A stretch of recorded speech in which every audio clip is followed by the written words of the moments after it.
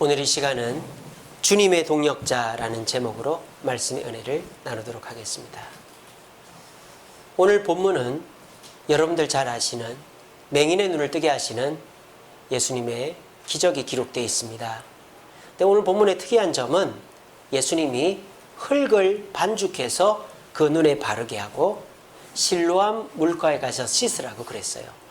보통 말씀만 하시면 낫는데 왜 이런 행동을 하셨을까요? 이 행동이 빌미가 돼서 예수님이 공격을 받습니다. 왜 이렇게 하셨을까?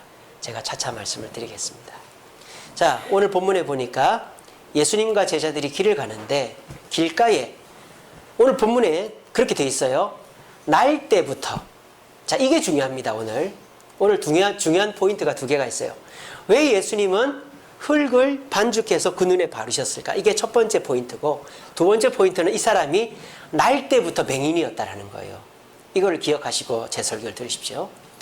오늘 본문에 그렇게 돼 있어요. 날 때부터 맹인된 사람을 보셨다라고 돼 있어요. 그리고 제자들이 질문을 합니다. 뭐라고 질문합니까? 예수님, 저 사람이 구걸을 하고 있는데 저 사람이 맹인된 것은 누구의 죄 때문입니까? 라고 질문을 했어요. 그러니까 유대인들의 사고에는 병은 죄 때문에 온다는 사고가 있는 거예요. 우리들도 기도할 때 보면 병마라는 말을 쓰잖아요. 이 병마가 떠나가게 해달라. 거기에는 은연중에 병이 마귀로 인하여 왔다라는 생각이 있어요. 물론 게으른 습관이나 잘못된 식습관이나 이런 것 때문에 병이 오기도 하죠. 하지만 병은 무조건 마귀가 주는 게 아닙니다. 그래서 병마라는 표현은 참 어떻게 보면 위험한 표현이죠. 왜 유대인들은 병이 죄로부터 왔다고 생각하느냐? 출애굽기 34장 7절에 보면 아비의 죄를 3, 4대까지 보응한다라는 말이 있습니다. 그러니까 부모가 죄가 있으면 자식이 벌을 받는다, 이런 개념이 있는 거예요. 근데 여기에서 아비의 죄가 3, 4대까지 보응받는다라는 말은 죄가 유전된다는 말입니까? 아닙니다. 그러게 되면 우리 하나님은 정말 나쁜 하나님이죠. 요즘에 우리나라 연좌제 폐지된 지가 언젠데 나라에서도 부모의 빚을 자녀에게 물려주지 않는데 어떻게 하나님이 부모의 죄를 자녀에게 묻는단 말입니까? 그러면 안 되죠. 그런 뜻이 아닙니다. 오늘 출애굽기 34장 7절에서 부모의 죄가 3, 4대 보응된다는 말은 대가족 제도의 특징을 말하는 거예요. 우리는 부모 자식만 삽니다만은 유대인들은 3, 4대가 살아요. 증조 할아버지, 할아버지, 아버지, 나, 손자 이러면은 5대 아닙니까? 증조 할아버지, 할아버지, 아버지, 나, 손자. 그러니까 보통 3, 4대가 산단 말이에요. 유대인들은 같은 텐트에 사니까. 부모가 잘못된 언어 습관, 잘못된 행실, 누구를 때린다든지 거짓말을 한다든지 사기를 친다든지 막 누구 험담을 한다든지 그러면 그게 자식에게 유전된다 이 말이에요. 부모가 험담을 하면 자식도 험담을 합니다. 부모가 다혈질이면 자식도 다혈질입니다. 부모가 게으르면 자식도 게으릅니다. 왜? 부모를 닮아서. 교육의 15%만 말로 하는 거지 교육의 85%는 모습과 행동을 하는 거거든요. 그러니까 부모가 자식한테 어떤 모습이냐에 따라서 내 자식의 습관과 미래가 결정된다는 말이 그거예요. 그러니까 죄가 3, 4대 유전되는 게 아니라 같이 사는 부모가 거짓말하고 사기치고 험담하고 시기질투하고 나쁜 짓 하면 자식이 나도 모르게 그걸 본받는단 말이에요. 그게 이제 출애굽기 34장 7절의 말씀입니다. 근데 유대인들은 그걸 제대로 이해를 못하고 부모가 죄가 있어서 자식도 죄가 있다. 그래서 이 유대인들이 제자들이 물어보는 거예요. 저 맹인이 태어날 때부터 맹인된 것은 부모의 죄죠? 그렇게 물어본 거예요. 그랬더니 우리 예수님은 뭐라고 하십니까? 생뚱맞은 대답을 하십니다. 이렇게 얘기하십니다. 하나님의 하시는 일을 나타내시고자 하심이라 그랬습니다. 아니, 저 사람이 날 때부터 맹인된 것이 저 사람의 죄입니까? 부모의 죄입니까? 이러면은 저 사람의 죄다. 또는 부모의 죄다. 이래야 답이 되잖아요. 완전 동문서답이죠. 하나님의 일을 나타내려고 맹인이 된 거다. 아니, 그럼 하나님이 맹인되게 한 겁니까? 더 말이 안 되잖아요. 지금 제자들의 질문과 예수님의 대답이 어긋나고 있습니다. 왜 어긋나고 있는지 아세요? 이 맹인을 바라보는 관점이 다르기 때문이에요. 제자들은 이 맹인의 무엇을 봅니까? 눈이 먼 것만을 보는 것입니다. 다시 말하면 왜 맹인이 됐냐 이거죠. 맹인이 된 원인만 보는 거예요. 원인만. 근데 예수님은 왜 맹인이 된 것이 중요하지 않아요. 이 사람이 뭐 실수로 눈이 멀었건 부모가 뭐 어떻게 했건 이 사람이 눈 먼 것은 왜 멀었는지는 예수님 중요하지 않아요. 예수님이 중요하게 생각하는 건 뭡니까? 눈을 뜨게 하는 게 중요하다 이 말이에요. 해결이 중요하다 이 말입니다. 제자들의 관점은 원인이 중요하고 예수님의 관점은 해결이 중요하단 말입니다. 그래서 예수님은 제가 예수님의 이 말씀을 풀어 설명하면 이렇게 되는 거예요. 아니다. 너희들은 지금 이 맹인이 된 이유가 중요하냐? 그 이유 아는 게 무슨 소용이 있냐? 그 이유 안다고 이 사람이 눈 뜨냐? 그 이유 안다고 이 사람이 뭐 위로를 받냐? 아니잖아. 우리는 지금 뭘 해야 된다? 이 사람 눈을 어떻게 해야 된다? 뜨게 해야 될 거 아니냐? 누구의 잘잘못을 따질 게 아니라 뜨게 해야 된다. 그리고 이 눈을 뜨게 해서 하나님이 영광 받으시게 하는 거야 라고 대답을 하신 거예요. 제가 풀어 설명해 드리면. 우리들도 마찬가지죠. 여러분 가정에서 또 직장에서 교회에서 문제가 생겼어요. 그러면 제일 먼저 하는 말이 뭡니까? 누가 이랬어 이거 아닙니까? 누가 이랬어? 집에서 누가 컵을 깼다. 누가 이랬어? 회사에서 뭐 문제가 생겼다. 누가 이랬어? 교회에서도 약속이 어긋났다. 이거 누구 잘못이야? 그거는 문제를 해결하자는 게 아니죠. 자, 누가 이랬냐라고 질문하는 사람의 의도는 뭘까요? 아니죠. 책임을 회피하기 위해서입니다. 나는 잘못이 없다 이거죠. 그리고 그 잘못을 남한테 떠넘겨서 그냥 나는 그것의 방관자가 되겠다 이 말이에요. 그냥 죽든지 살든지 네가 알아서 해라. 그런 태도를 하는 사람이 대체적으로 원인을 따지는 거, 원인을. 이게 누가 잘못해, 누가 잘못해. 제가 옛날에 그런 사람이었어요. 집에 들어가면은 누가 이랬어, 누가 이랬어 맨날 그러는 거예요.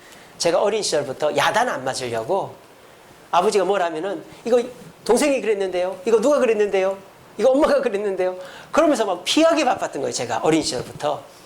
그래가지고 그게 습관이 되니까 결혼해가지고도 이거 누가 이랬어, 네가 이랬어, 당신이 이랬어, 막 그렇게 남 핑계를 댄 거예요 제가. 근데 저희 집사람은 절대 안 그러는 거예요. 저희 집사람은요, 제가 다치면은 어이구 이렇게 하는 게 아니라 아이고 아프겠다 여보 어떻게 이래 주는 거예요. 제가 전에도 말씀드린 적이 있죠. 결혼은 잘했죠, 그죠? 제가 전에도 말씀드린 적이 있죠. 제가 뭘 고치다가 그만 얘기하시고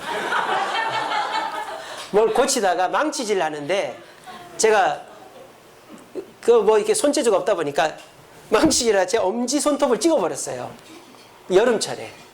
그래서 제 그 여름 휴가 때 엄지 손톱을 이렇게 하고 사진 찍은 게 아직도 있습니다. 이렇게 붕대 감고 여기를 딱 찍었는데 피가 손톱이 깨지면서 피가 팍 터진 거예요. 제가 아들이 셋이거든요. 그때 세한이는 뭐 그냥 누워 있을 때니까 우리 다한이하고 한결이 첫째 둘째가 나가지고 우와 신기하다, 우와 신기하다, 손톱이 깨졌네, 피가 나네. 근데 우리 딸애는 와가지고 아이고 어떡해 아빠 아프겠다 막 우는 거예요. 우리 딸애가. 그때 저를 우리 다한이한테서 발견한 거예요. 그래 내가 저랬지, 나는 잘못 없어, 저거는 저 사람 잘못이지. 그리고 어이구 피가 나네, 어이구 신기하다, 어이구 네가 알아서 해라. 그래서 저는 요즘에도 집에 갔을 때 아이들이 막 싸우고 있어요. 그러면은 일로 와, 누가 싸움 붙였어, 이렇게 하고 싶다가도 그냥 우리 빨리 정리하자 그렇게 해요. 그렇게 해서 문제를 해결하는데 초점을 맞추려고 애를 씁니다. 그러니까 저희 집사람한테 제가 배운 거죠. 그러니까 부부는 그렇게 닮아가는 것 같아요. 요즘에 코로나 때문에 너무너무 힘들어요. 그러니까 서로가 남 탓하기가 쉬워요. 그래서 내가 발을 빼려고 하는 거죠. 나는 잘못이 없다.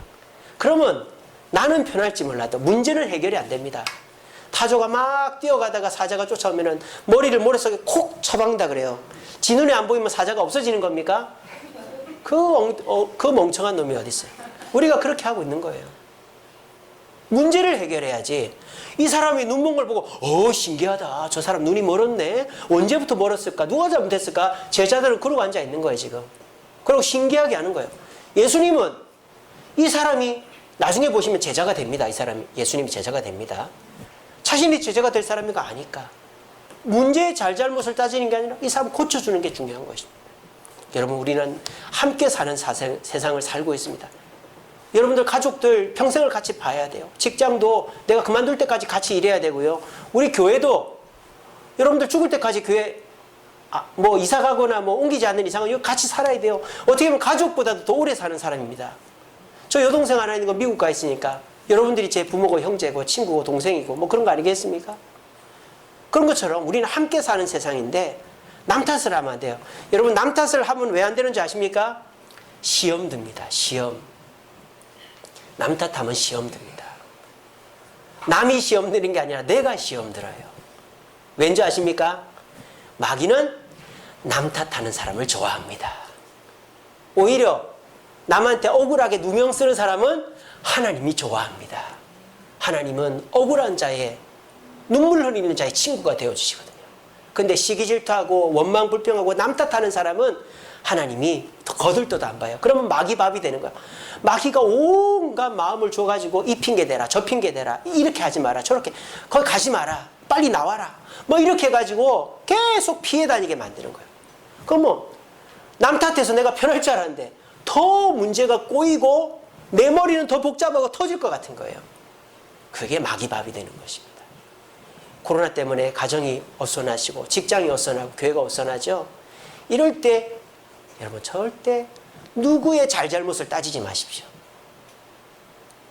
정치인들 잘잘못 따지다가 다 망하는 거 아니겠어요? 온 국민이 욕을 하잖아요. 잘잘못 따지지 마시고 예수님처럼 이 문제를 우리가 어떻게 해결할 것인가를 집중하면서 우리 모두 해결에 초점 둬서 모두가 행복해지는 가정과 직장과 교회를 만드는 저와 여러분들 되시기를 간절히 바랍니다. 자, 요렇게 얘기했고, 자, 이렇게 해서 예수님이 이 사람을 고쳐주세요. 근데 오늘 본문을 잘 보세요. 이 실로암 맹인을 고쳐주신 이야기가 9장 전체에 나온단 말이에요. 9장 전체에. 9장은 총 몇 절로 되어 있습니까? 성경 찾으신 분 보세요. 몇 절로 되어 있죠? 몇 절까지 있어요, 9장이? 41절까지 있죠. 근데 예수님의 이야기는 몇 절까지 있죠?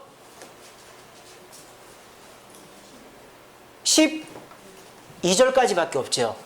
예수님이 이 맹인을 고쳐준 이야기는 12절밖에 없어요.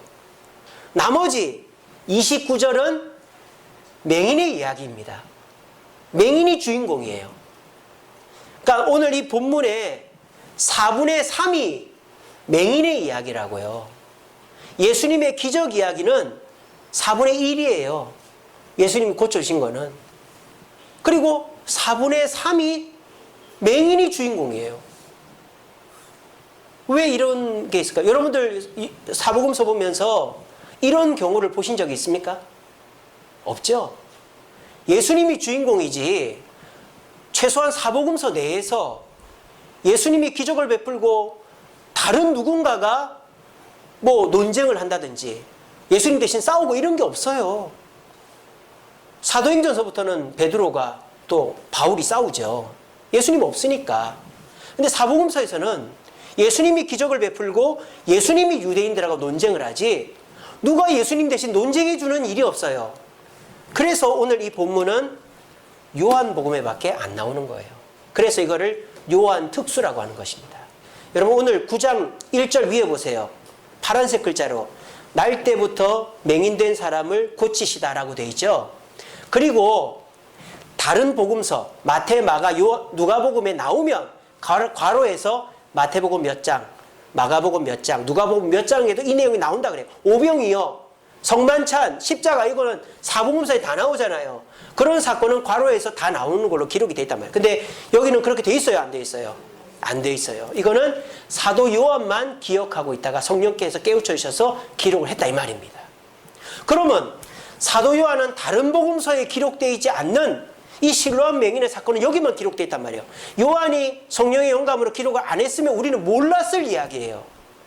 그러면 성령님은 왜 요한에게 이걸 깨우쳐 주셔서 기록을 하게 했을까요? 그게 오늘의 포인트입니다. 그리고 그 포인트를 풀어가는 실마리가 두 개예요. 첫 번째로는 예수님이 이 사람 눈에다가 진흙을 발라서 뜨게 해줬다는 것. 두 번째로는 이 사람이 날 때부터 맹인이었다는 것입니다. 이 두 가지 실마리를 가지고 이 사람이 어떻게 예수님이 고쳐주셨음에도 불구하고 이 맹인이 유대인과 싸우고 주인공이 될 수 있는가 하는 것이 오늘 설교의 포인트입니다. 그래서 오늘 본문 속에서 주인공은 예수님이 아니라 이 맹인입니다. 이 맹인은 하나님이 세운 하나님의 일꾼입니다. 예수님을 위해 싸우고 있는 거예요. 저와 여러분들도 마찬가지입니다. 제가 결론적으로 말씀드리면 예수님이 41장 중에서 12장만 역사하시고 나머지 4분의 3은 이 맹인이 일을 하듯이 저와 여러분들이 주님 말씀에 순종하면 하나님이 4분의 3 더 많이 일을 하신다라는 거예요. 그거를 보여주기 위해서 오늘 이 요한복음의 9장이 기록되어 있다 이 말입니다. 결론적으로 말씀드리면 우리는 나 혼자 일하는 것 같습니다. 나는 버려진 것 같습니다. 하나님은 쳐다도 안 보는 것 같습니다. 하지만 예수님조차도 혼자 일하신 게 아니라 예수님이 그 일하실 때 더 많이 일하신 분이 누구다? 하나님이시라는 것입니다. 그것을 요한을 통해 기록하시고 이 코로나 전국 속에서 여러분의 가정과 직장과 교회에서 어려운 일이 있을 때 너만 어려운 게 아니라 내가 더 어렵고 눈물 난다라는 것을 가르쳐 주려고 이 본문을 기록해놨고 저를 통해서 오늘 이 시간 설교하라고 하는 것입니다. 여러분, 하나님은 더 많이 가슴 아파하시고 더 많이 일하시고 더 많이 여러분들의 행복을 빌고 계시다는 사실을 깨우치고 돌아가시는 저와 여러분들 되시기를 간절히 바랍니다. 자, 우리 오늘 재밌는 내용입니다. 한번 풀어가 봅시다. 자, 이렇게 이 사람이 눈을 떴단 말이에요. 예수님이 흙을 이겨가지고 눈에 발라서 실로암 물가에 가 씻으라 그랬어요. 자, 그런데요, 이 사람이 생각을 여러분 지금부터 상상을 해보세요. 길거리에서 구걸을 하던 사람인 걸 다 알아요. 근데 이 사람이 구걸을 하다 말고 더듬더듬 갑니다. 자, 눈이 감겨진 채로 실로암 목가까지 가는 거예요. 그러면 사람들이 보겠죠. 또 사람들이 물어보겠죠. 저 사람 눈먼 사람인데? 그리고 이 맹인도 사람들한테 도움을 청하겠죠. 내가 실로암 목가까지 가야 되는데 내가 거기 가서 눈을 씻어야 눈이 보이는데 나를 좀 안내해 주시면 안 될까요? 사람들이 저 미친놈을 봤나? 눈에 묻은 진흙을 씻는다고 눈이 보일까? 근데 이 사람은 그걸 믿고 그 실로암 목가까지 가는 거예요. 그 믿음이 눈을 뜨게 한 거죠. 그러니까 이 사람이 그 실로암 목가까지 가는 동안에 얼마나 가슴이 두근반 세근반 막 두려움과 걱정과 막 불신이 막 마귀와 싸웠겠어요. 아이고 내가 이거 씻는다고 눈이 떠지겠나? 아이고 내가 괜한 헛일 하는 거 아닌가? 사람들이 더 미친놈이라고 하는 거 아닌가? 그러면서 이 사람은 눈이 먼 채로 실로암 목가까지 걸어갔단 말이에요. 그러면서 이 사람 마음속에 믿음이 생긴 거죠. 그리고 이 사람을 보는 사람들이 어떻게 생각합니까? 어떻게 되나 보자 이렇게 된 거예요. 아까 제가 말씀드렸잖아요. 유대인들의 관심은 해결이 아니라 원인이라고. 저 병마 때문에 자기 죄 때문에 눈먼 놈 어떻게 되나 보자. 구경꾼들이 막 따라갔을 것입니다. 근데 이 사람이 실로암 목가에 가서 눈을 딱 씻고 눈을 딱 떴는데 보여요 안 보여요? 보이는 거예요. 와 보인다 이렇게 된 거예요. 그때 그 사람 쫓아갔던 유대인들이 막 기겁을 하지 않았겠어요? 세상에 이런 일이 있을 수 있나? 이게 어떻게 된 일이지? 그 예수라는 청년이 눈을 씻어서 저렇게 됐대. 그때서부터 이제 유대인들이 또 난리가 난 거예요. 그래? 이걸 그냥 넘어가면은 저 예수를 따르는 사람들이 또 늘어나겠구나. 이걸 어떻게 뒤집어 씌워가지고 이 사건을 무마할까? 막 정치인들이 보면은 비리 저질러 놓고 난 그런 적 없습니다. 발뺌하듯이 이 유대인들이 지금 일단 기적은 일어났어요. 이걸 부인할 수가 없어요. 왜? 이 사람이 눈이 멀었다가 씻어서 눈이 떠졌잖아요. 그걸 많은 사람이 봤잖아요. 그러니까 부인할 수가 없단 말이에요. 그러니까 유대인들이 이렇게 결론을 내립니다. 20절에 보세요. 20절이 아니고 14절에 보세요. 예수께서 진흙을 이겨 눈을 뜨게 하신 날이 언제다? 안식일이다. 제가 아까 말씀드렸죠. 우리가 이 본문에서 중요한 포인트 두 개가 하나는 진흙을 발라서 뜨게 했다라는 겁니다. 그게 지금 문제가 되는 거예요. 어떤 문제가? 일을 하면 안 되잖아. 참 쪼잔하죠, 그죠? 침을 뱉은 거예요, 예수님이. 성경에 보면 침을 뱉어서 진흙을 조금 이렇게 했어, 이렇게 해가지고 그늘에 살짝 그거를 일했다라고 하는 거예요. 지들은 가축이 구덩이 빠지면 지가축 건지느라고 엄청 애쓰면서 그 조금 진흙 발랐다고 그게 지금 올무가 된 거예요. 그래서 유대인들은 이런 결론을 내립니다. 자, 안식일에는 일을 하면 된다, 안 된다? 안 된다. 근데 예수님이 안식일에 일을 해서 눈을 뜨게 했다고 한다. 그러니까 이 기적은 일어날 수 없는 기적이다. 왜? 안식일에 일을 해서 기적이 일어났으니까. 그래서 유대인들이 첫 번째 내린 결론은 뭔지 아세요? 이 사람은 맹인이 아니다라는 거예요. 맹인인 척 하다가, 그러니까 예수님의 보통 이렇게 쇼하는 거 있잖아요. 서로 짜고 하는 거. 이 사람이 맹인인 척 하다가 씻고 나 보인다. 이렇게 했다라는 거죠. 그래서 이 유대인들이 첫 번째로 이 맹인이었던 사람을 부르고 두 번째 누구를 부릅니까? 부모를 부릅니다. 그래서 뭘 확인합니까? 너 똑바로 얘기해라, 부모들한테. 지금 거짓말하면 너희들 우리 유대교회 우리 사회에서 쫓겨난다. 똑바로 얘기해라. 얘기하는 거예요. 물어보는 거예요. 그러면서 20절 보세요.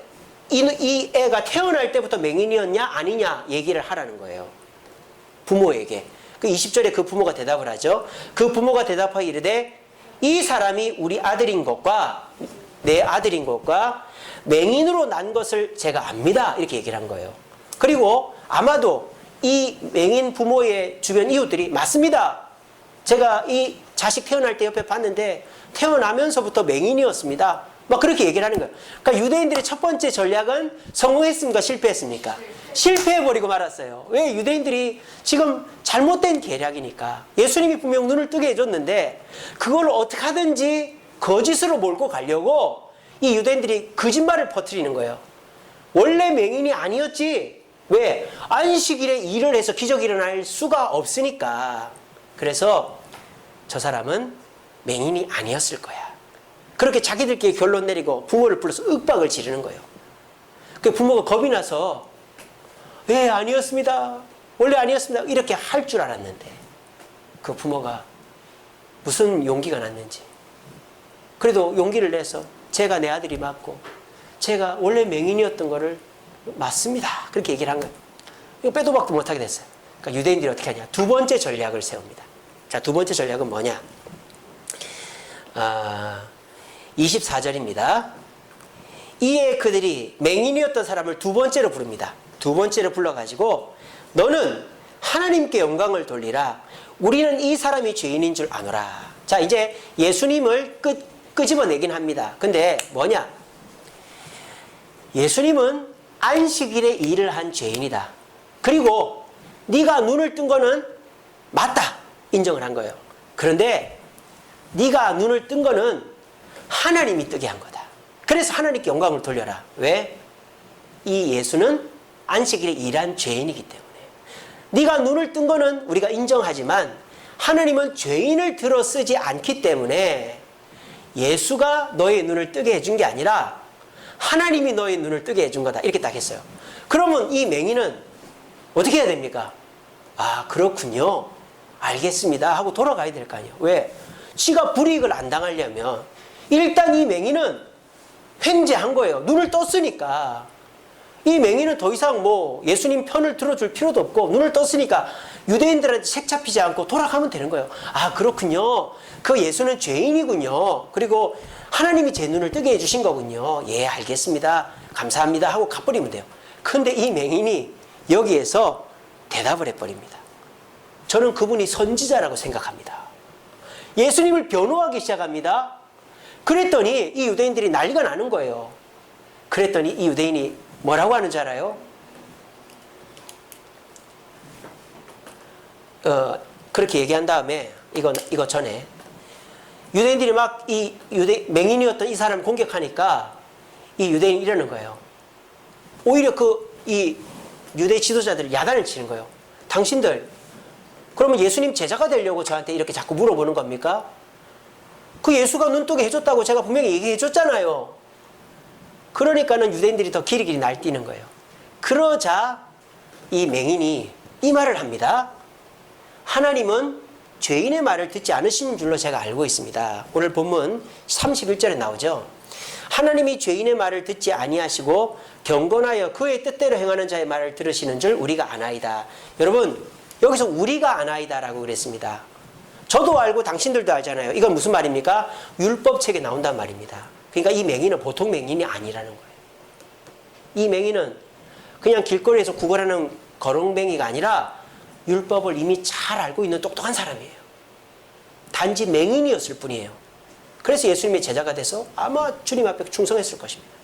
여러분, 이 요한복음 9장 31절에 하나님이 죄인의 말을 듣지 않고 경건하여 그의 뜻대로 행하는 자의 말을 듣는다. 이 말이 여기 나와요. 잠언의 말씀이에요. 이 사람은 잠언의 말씀을 알고 있는 거예요. 여호와는 악인을 멀리하시고 의인의 기도를 들으시느니라. 이 말씀을 인용해서 유대인들에게 공격하는 거예요. 그러니까 유대인들이 대꾸를 할 수 있습니까? 없습니까? 없죠.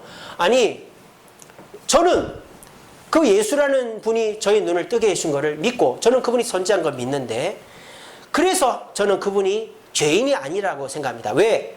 그분을 통해서 제 눈이 띄어졌기 때문입니다. 하나님은 죄인의 음성을 듣지 않고 의인의 음성을 들으시기 때문입니다. 잠언을 딱 인용한 거예요. 그리고 또 두 번째로 이 32절에 보세요. 창세 이후로 맹인으로 난 자의 눈을 뜨게 함을 듣지 못했는데 이 사람이 하나님께로부터 오지 않았다면 아무 일도 할 수 없을 것입니다. 이게 이사야서에 나오죠. 이사야 28장 보세요. 그날이 어떤 날입니까? 메시아가 임하는 날이죠. 메시아가 임하는 날에 캄캄한 데서 맹인이 눈을 뜰 것이다. 예수님 오시기 전까지 날 때부터 맹인이었던 사람이 눈을 뜬 적이 한 번도 없었어요. 그런데 이사야서에 보면 날 때부터 맹인이었던 사람이 눈을 뜰 때가 있을 거라요. 그때가 언제다? 예수님이 오신 날이라는 거예요. 그러니까 지금 이 맹인이었던 사람은 무엇을 증거하고 있는 겁니까? 예수님은 뭐다? 메시아다라는 걸 증거하고 있는 거예요. 여러분, 사복음서에서 이런 사람 있습니까? 없습니다. 니고데모처럼 밤중에 와서 예수님 어떻게 해야 사람이 거듭날 수 있습니까? 물어보고 제자들처럼 다 도망치고 막 그랬지. 이렇게 담대하게 예수님을 변호해준 사람이 도대체 누가 있습니까? 그것도 유대인들이 꼼짝 못하게 바울이 말씀 가지고 유대인들에게 야단친 적은 있어도 예수님 살아생전에 이렇게 구약 성경을 예를 들어가면서 유대인들을 꼼짝 못하게 한 사람은 없었어요. 세상에. 이렇게 하니까 유대인들이 다른 성경 구절을 들어서 네 말이 틀렸다라고 말을 할 수 있어요? 없어요? 못하는 거예요. 왜? 이 사람 말이 다 맞으니까. 그냥 자기 말이 아니라 잠언과 이사야서를 인용해서 말하니까. 그러니까 어떻게 합니까? 34절에 보면 네가 온전히 죄 가운데서 나서. 자, 유대인들도 관점이 뭐예요? 병은 뭐로부터 온다? 이 똑같은 생각을 하고 있는 거예요. 네가 죄 가운데서 나서 우리를 가르치려고 하느냐? 야단쳐서 보냈다 그랬어요. 이 유대인들도 이 맹인을 이겼다 못 이겼다? 못 이긴 거예요. 이 똑똑한 유대인들이 이 맹인 하나를 못 이긴 거예요. 거지를. 이 맹인이 똑똑했을까요? 누가 일하신 겁니까? 하나님이 일하신 것입니다. 누구를 위해서? 예수님을 위해서. 오늘 이 본문 속에서 물론 예수님이 이 맹인의 눈을 뜨게 해주신 것이 작다고 말하지 않습니다. 하지만 이 많은 사건 중에 일부분에 불과합니다. 작은 부분입니다. 근데 이 예수님이 작은 부분을 하시니까 하나님이 폭포수와 같이 예수님을 위해서 이 맹인을 담대하게 하시고 이 맹인에게 지혜를 주시고 이 맹인에게 언어의 능력을 주셔가지고 이 유대인들을 부끄럽게 만드신 거예요. 그리고 이 맹인이 어떻게 됩니까? 35절서부터 41절에 보면 예수님의 제자가 됩니다. 베드로보다도 더 예수님을 사랑하는 제자가 나타난 것입니다. 예수님은 하나님으로부터 더 큰 위로와 선물을 받게 된 것입니다. 이것이 주님의 동역자가 받는 축복이다라는 것입니다.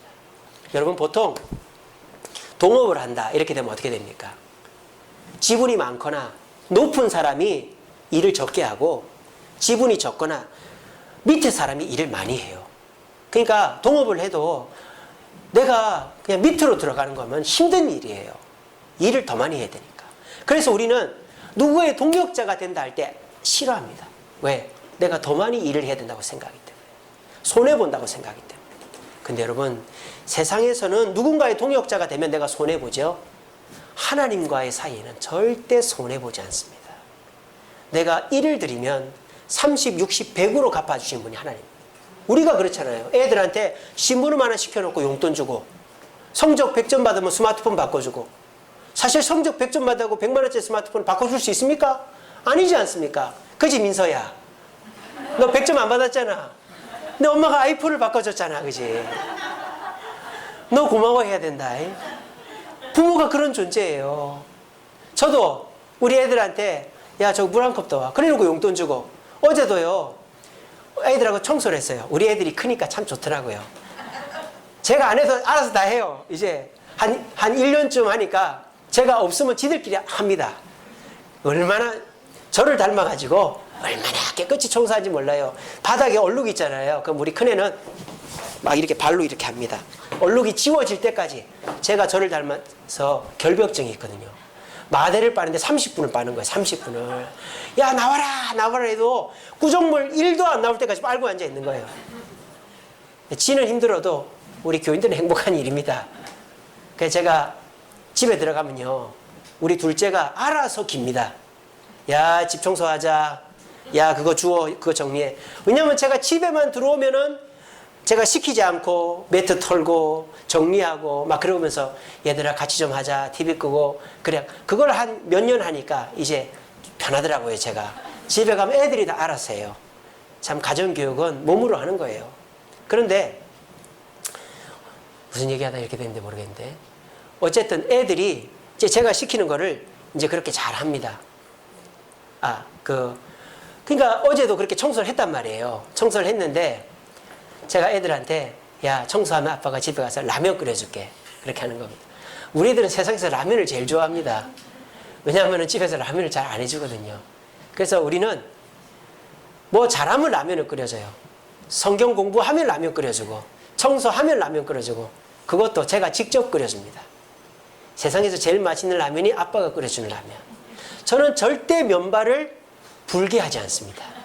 그게 저의 노하우입니다. 면발이 얼마나 탱글탱글한지 애들이 환장을 하고 먹습니다. 그리고 저는 감질나게 주지 않습니다. 1인당 2그릇씩 줍니다. 우리 세한이도 배가 이렇게 될 정도 주고, 우리 다한이는 3그릇씩 먹습니다. 요즘에. 근데도 애가 살이 안 쪄요, 저렇게. 그러니까요, 어제는 제가 집에 가가지고 애들 라면 8번 끓여줘. 집사람 고기 해줘. 나온 설거지 제가 다 해. 2시간을 일을 해서 집에 가가지고. 애들은 청소 30분 하고. 부모의 마음이 그런 거예요. 부모의 마음은 자식한테 뭘 시킬 때 네가 10개 하면 내가 2개 줄게. 이게 아니에요. 종업원 다루듯이 하는 게 아니에요. 네가 1개 하면 10개 주는 게 부모의 마음이에요. 그렇지 않습니까? 여러분들 다 부모 아니에요. 부모 그렇잖아요. 그죠? 안 그런 부모도 있는가 보네. 네가 10개 하면 내가 1개만 줄게. 이런 부모도 있는가 보네. 다 그렇지 않아요. 하나님 그렇다 이 말이에요. 그러니까 다른 복음서에도 보면 예수님의 기적이 많이 나와요. 그 복음서에도 기록은 안 돼 있지만 하나님의 역사가 엄청 많다라는 것입니다. 그래서 하나님이 역사를 하십니다. 여러분 기도하시죠? 근데 응답이 잘 안 되죠? 왜 그럴까요? 하나님이 관심이 없어서? 그게 아니라는 게 다니엘서에 나오잖아요. 다니엘서에 보면요, 다니엘이 기도해요. 다니엘 어떤 사람입니까? 기도만 하면 응답되는 사람 아닙니까? 사자굴에 들어가서도 살아나온 사람입니다. 근데 다니엘이 기도했는데 20일이 지나도록 응답이 안 되는 거예요. 근데 천사가 나타났어. 그게 뭐라는 줄 압니까? 미안하다. 내가 하나님의 응답을 가지고 바로 달려왔는데 중간에 마귀가 나를 힘들게 해서 내가 20일이 걸렸다라고 말하는 거예요.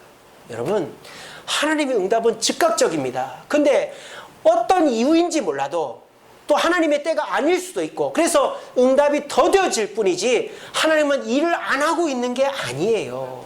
여러분들 위해서 더 많이 일을 하고 있는 거예요.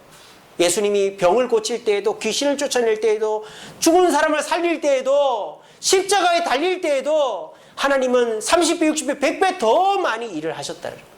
오늘 이 시간에도 여러분들 교회 안에 데리고 나오려고 하나님이 얼마나 일을 하셨고, 이 시간에 말씀 듣게 하려고 얼마나 일을 하고 계시고, 여러분들이 이 말씀에 은혜 받게 하려고 저를 일주일 동안 말씀 연구하게 하시고 설교하게 하시고 은혜 받아서 여러분들이 희망을 주려고 하나님은 지금도 일하고 계시다는 사실을 기억하시기 바랍니다.